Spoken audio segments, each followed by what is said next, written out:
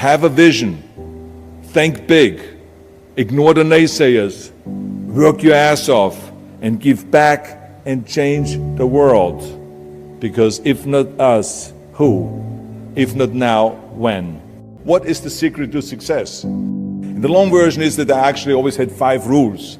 And everything that I did, I always used those 5 rules. And those 5 rules helped me to become successful in various different areas. And I believe that those rules can be applied to almost anyone and everyone. You don't need to be a bodybuilding champion. You don't need to want to be a governor of California or to be an action hero or anything like that. If you want to excel in whatever you do, those rules are for you. It's that simple. Now I have to tell you right off the top that I always was very intense. As a kid already, I was very intense and I was very hungry. I always wanted to be the best. I always wanted to be number one. I always wanted to get to the top. I never believed in just getting by. Now I have nothing against people that just want to get by, because I think there are many roads to happiness, but I think that we all here like to be successful and we are driven. So that's why those rules apply to you. So my first rule is find your vision and follow it. You see, I think it's the most important thing that we have a very clear vision of where we go. A goal, where do we go? Because you can have the best ship in the world. You can have the best cruise liner, but if the captain does not know where to go, that ship will drift around the world and out there at sea and will never end up anywhere. And this is exactly the way it is in real life. If you don't have a goal, if you don't have a vision, you just drift around and you're not going to be happy. This is why it is so important to have that vision. Now, I created that vision in Austria because I grew up after the Second World War. Austria, right along with Germany, lost the Second World War, thank God.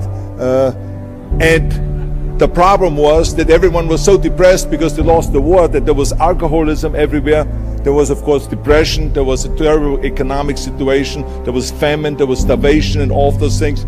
And also it was kind of a little place and narrow. I felt I wanted to get out of there. I wanted to escape. And I couldn't see myself really to work there and to stay there, to work in a factory or to work on a farm, or to even to follow my father's footsteps and to become a police officer.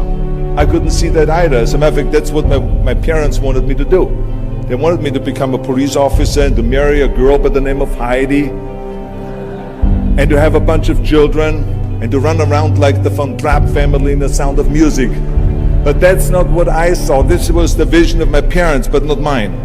And luckily, one day in school, I watched a documentary about America. And I found myself, I knew exactly that is where I wanted to end up.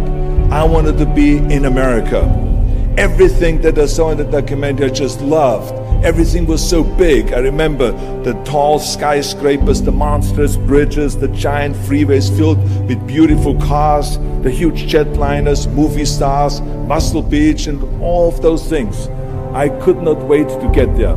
The question was just, how do I get there? How do I get to America? I mean, this was not a common thing to do, but one day I was fortunate enough to see a magazine. And that magazine showed me the path to America. And it was a bodybuilding magazine. And on the cover was this very muscular guy that was standing there like Hercules with a Hercules outfit. His name was Reg Park. This Reg Park was on that cover, and I remember the cover said, Mr. Universe becomes Hercules star. I read the article as fast as I could, learning about how he grew up in Leeds in England, poor, and how he trained 5 hours a day, every single day, and trained and trained and trained and lifted weights, and then he finally became Mr. Great Britain. And then he became Mr. Universe. And then he won a second Mr. Universe title and a third Mr. Universe title. And then all of a sudden he landed in Rome and bought himself a gymnasium chain in South Africa. And he became a successful gymnasium owner. And as I read, I became more and more certain about my own future. As I read this story, I was so excited, so interested. I knew exactly that I wanted to become another Reg Park. I know he laid out the blueprint for my life, basically. I could see myself, I could visualize myself clearly.